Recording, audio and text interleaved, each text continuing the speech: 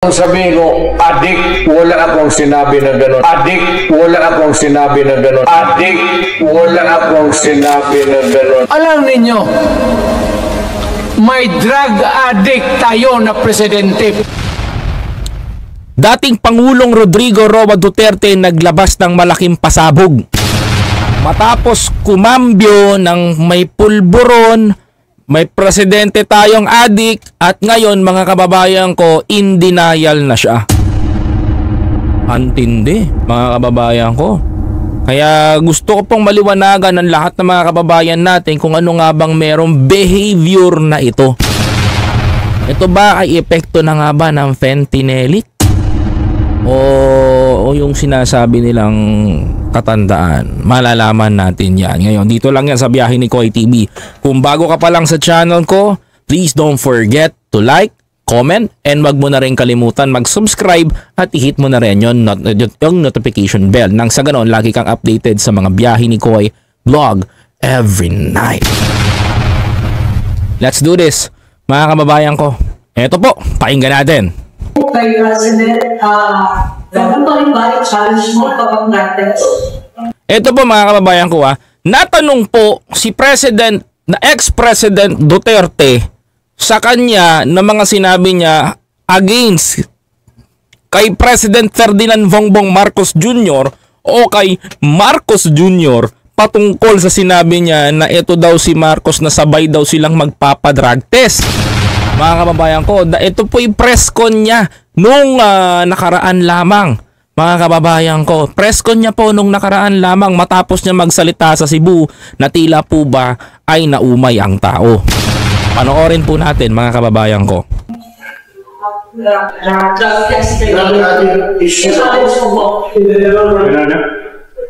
Sabi ni Tatay Digong, ano? Tuloy.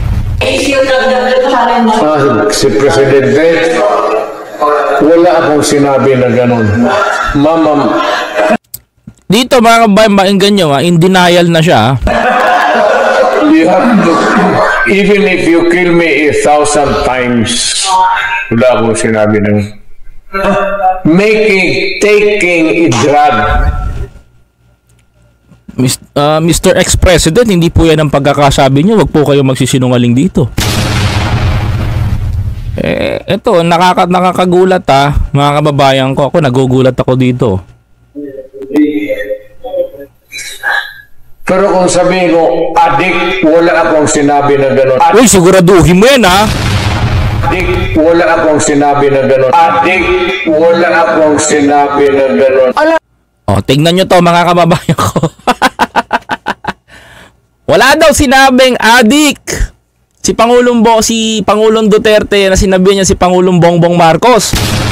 That's too impossible. We have an evidence na sinabi niya po dito mga kababayan ko. Ulitin ko lang para makita niyo po kung paano niya po nilalaro ang taong bayan. Papakita ko muna sa inyo paano niya ginagawa ito.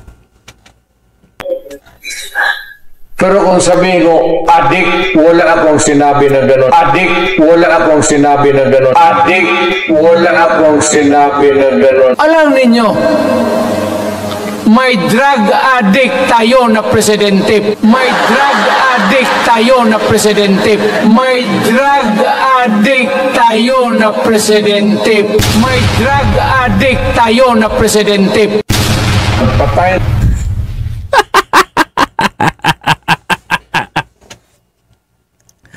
Ano? Badong, paano mo dedepensahan tong tatay mo? Paano ka dedepensa ngayon dito sa tatay mo, Badong? Ngayon, ang liwanag Hindi tayo nanloloko ng tao, hindi rin tayo gumagawa ng kwento. I'm calling the attention kay Joey, kay Coco Locoy, kay Maharlika, kay Banat Bay, at saka sa mga kay Badong Aratilis at sa mga DDS vloggers, lahat ng umatin doon. Paano nyo dedepensahan tong tatay nyo ngayon? Sino ngayon ang totoong sinungaling sa mga nagpaparatang? Kasi mga kababayan ko, mahirap to binibintang ni ni ex-President Duterte. Tingnan nyo mga kababayan ko lantaran na tong ginagawa niya dito. Tahimik po ngayon tong mga vlogger na to. Paano to ngayon? Pero kung sabihin ko, adik, wala akong sinabi na gano'n. Adik, wala akong sinabi na gano'n. Adik, wala akong sinabi na gano'n. Maliwanag yan, ha? O, to. Alam ninyo, may drug addict tayo na presidente. May drug addict tayo na presidente. May drug addict tayo na presidente. May drug addict tayo na presidente. Oh. Ang sabi niya sa press con, kahit daw gurgurin daw siya ni President Bongbong Marcos, wala daw siyang sinabing may addict daw si BBM. Mga kababayan ko, wala daw siya sinabi. It's very loud and clear. Mga kababayan ko, sa ating mga mata, sa ating mga pandinig, mga kababayan ko, naginogoyo po tayo ng ating dating Pangulo. Ito, hirap dyan eh. Kailangan pa ba natin ng translator?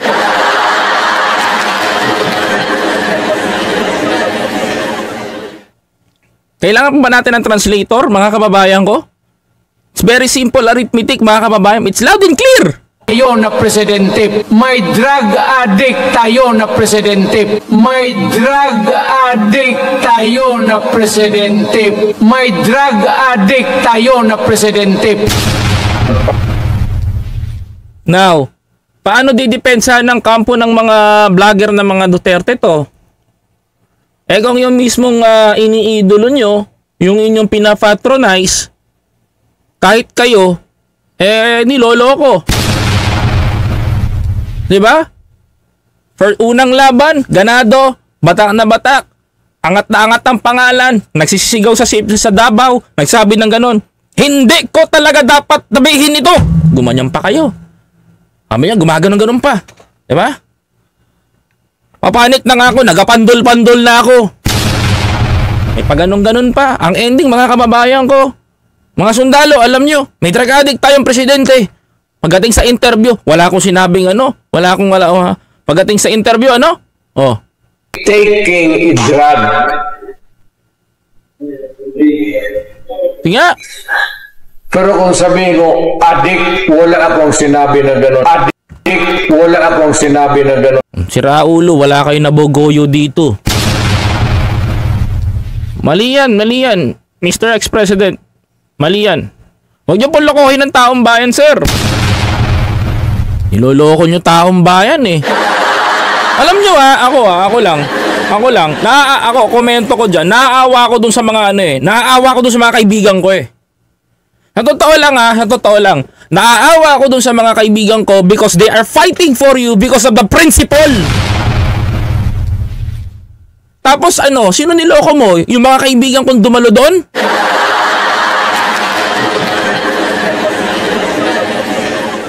Alam mo, masakit to mga kababayan ko Masakit to. Yung mga kasama ko dati, nakakalabang ko ngayon. Bakit? Because pinaglalaban nila yung kanilang mga prinsipyo. Anak ng teteng, pagdating doon, hindi mo ilalaban yung mga taong lumalaban sa'yo. You are a weak leader. Diba?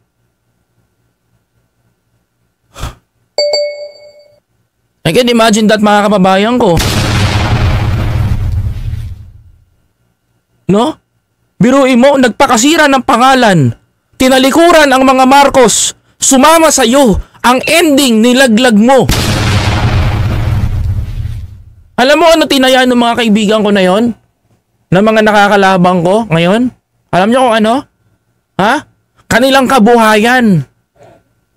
Imagine that, mga kababayan ko, tinalikuran nila yung pagsuporta sa Marcos at pinuntahan nila yung presidenteng hindi sila kayang ipaglaban. Tapos pinaniwala nyo yung mga tao na yun sa pangarap? Pinaniwala nyo sa ganito? Ngayon, paano sila ngayon?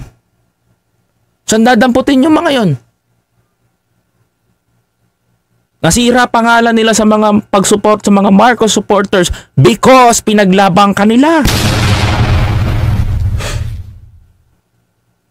Yan ang hirap eh. Di ba? Totoo sinasabi natin. Hindi tayo sinungaling dito. Now, nakikita nyo, ganito ginagawa sa inyo. Matutuwa pa ba kayo? Diba? Hindi ko pinagsisisihang binoto kita bilang presidente. Pero pinagsisisihan ko na yung pagsasalita mo ngayon kasi parang hindi ikaw yung kilala naming presidenteng binoto namin. Magkaiba yung Duterte noon, magkaiba yung Duterte na ngayon. Kasi mga kababayan ko, totoo yung Duterte kilala ko noon, yung may pagmamahal sa bayan. Pero ngayon, yung Duterte kilala ko ngayon, wala na atang pagmamahal sa taong bayan. Diba? So kayo makakita, noon sinusulong ang federalism. Nagkaroon ng PI, People's Initiative, economic provision lang. Ayaw ninyo, tapos ngayon babawiin mo, gusto mo may kondisyon? Anak ng teteng, tumakbo ka rin ng presidente. Ang senador ka muna. Nak ng teteng to. Tingnan nyo nga Drug addict tayo na presidente. May drug addict tayo na presidente. Patay na ako Tapos ito dahilan niya. ni Marcos niyan. Maawa ka naman sa akin. Matanda na ako. Ano namin noon? If I can say it for to Marcos, I can say it for all. Kung kaya mo sabihin kay Marcos, kaya mo rin sabihin kahit kanino. O tama ka naman doon. But the problem, sino sinira mo? In the beginning na sinabi mo yun, hindi ko dapat sabihin ito, pero magsasalita na ako. Inuto mo na naman yung mga taga Davao.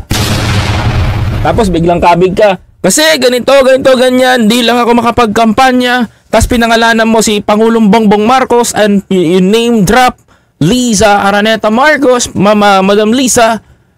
Ganyan nga pinangalanan mo, nag-o-over kayo sa power.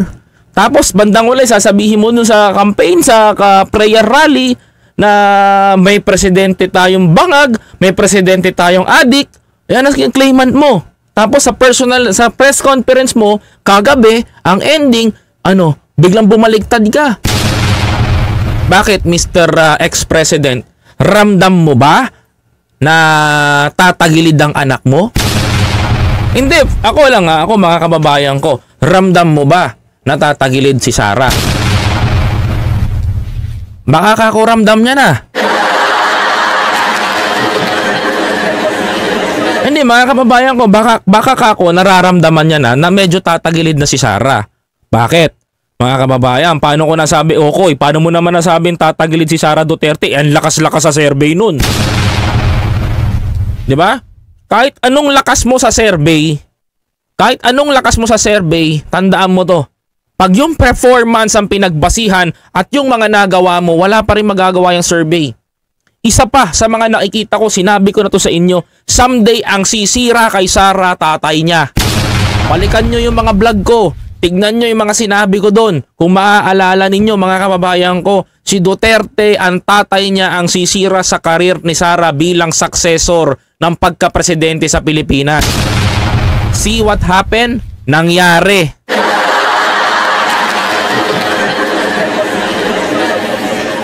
Paano ko maniniwala sa survey? Publicus Asia lang ang pinagkakatiwalaan namin. Eto, paano niya papagkakatiwalaan yung Ibon Foundation? Dilaw na dilaw ang Ibon Foundation. Paano niyo masasabi na yung mga survey na yan ay tama? Mga kababayan ko. Isa pa, kahit magkalye survey kayo dyan, sa mga kapwa ko vlogger, kahit magkalye survey kayo dyan, at ikumpara ninyo si Digong at kay Marcos Jr., mga kababayan ko, malabong mangyari na maintindihan ng tao yung ginagawa ni Marcos Jr. at ni Digong. Kasi si Digong umabot ng 6 na taon. Si Marcos Jr. 2 taon pa lamang sa posisyon. Kahit na i-manipulate nyo yan at iangat nyo ang isang tao or what sa mga napapanood kong survey, liban dun sa mga trusted kong kilala na nagse-survey, mga kababayan ko, kahit iangat nyo pa pangalan ni Digong, hindi na rin makakatakbo ng presidente yan. Sa pangarap nyo na lang ulit siya magiging presidente. No matter what happened, yan ang sinasabi ko sa inyo.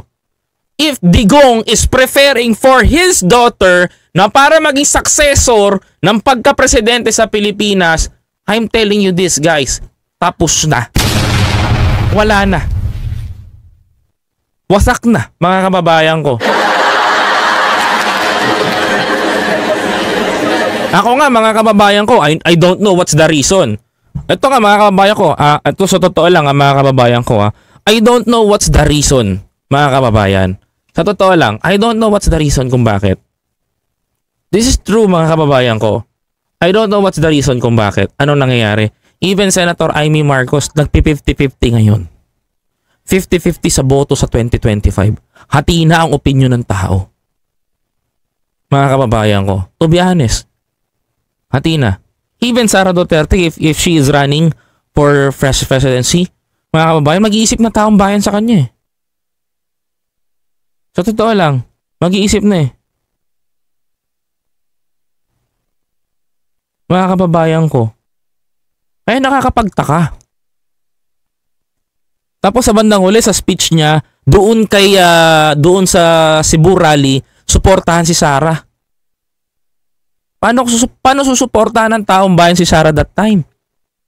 Alam mo, unang-una, kahit magtayo pa si Sara Duterte sa 2025 ng senatorial candidate, si Vic, si Roque, si Chong, walang mangyayari, mga kababayan ko. Magmumukha lang silang tae. Totoo lang, mga kababayan ko, hindi tayo nagbibiro dito. Totoo lang tayo.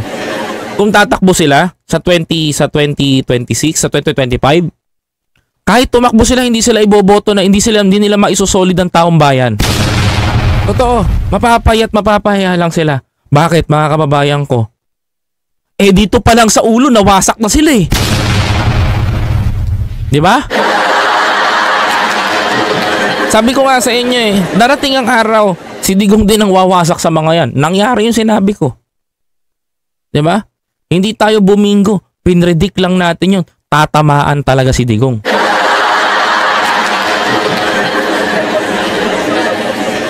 Oh, ano ngayon ang nangyayari sa sinabi ko?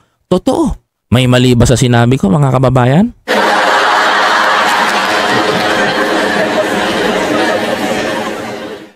Yan ang mahirap na katanungan.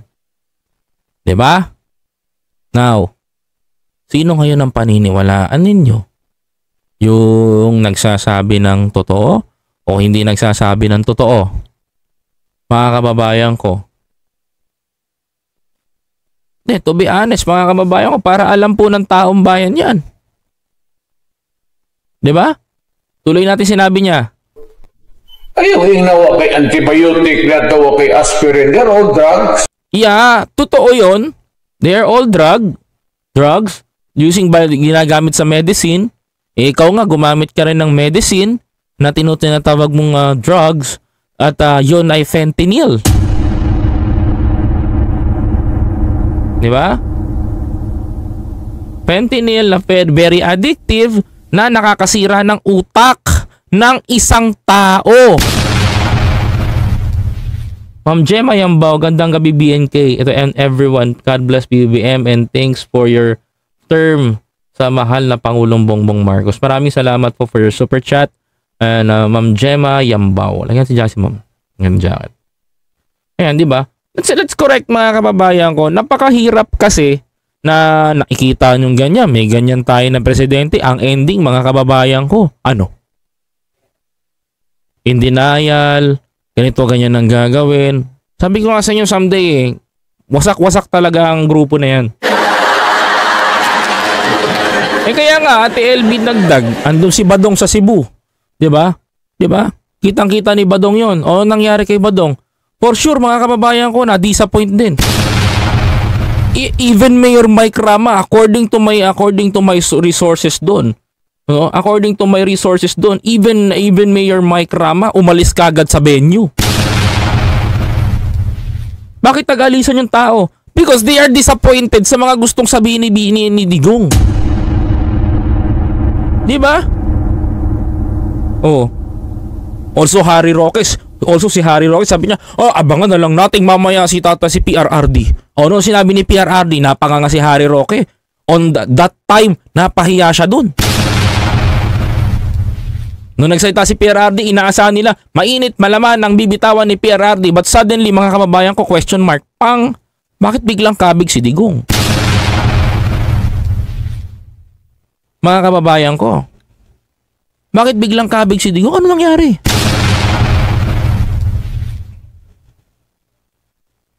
Di ba? O anong nangyari? Ang ending, mga kababayan ko, nagmukha silang katawa-tawa na nagyaw-yaw na isa, nagpapa-cloud seeding si Lisa. Yung isa naman kumanta pa, ang bayang ko. Yung isa naman nagwala pulburon-pulburon. O ano kayo ngayon? O, nakapahiya sa taong bayan. Diba? Tuloy. Just Dominic Lapio. Pero wala akong sinabi na patayin ako ni Marcos yan. Takot pa naman ako mamatay ng matan. O, para ka parang si Kiboloy eh. Bakot kayong magurgur ni Kiboloy eh. Kayo siguro nagpipid kay Maharlika nagugurgurin. Kita nyo, napraning din dun sa US yung tao. Umaming kayo nagpapakalat nung ganyan eh. Tuloy. Gusto ko pa mabuhay mga another. O, pwede ka naman mabuhay another 22 years, 23 years. But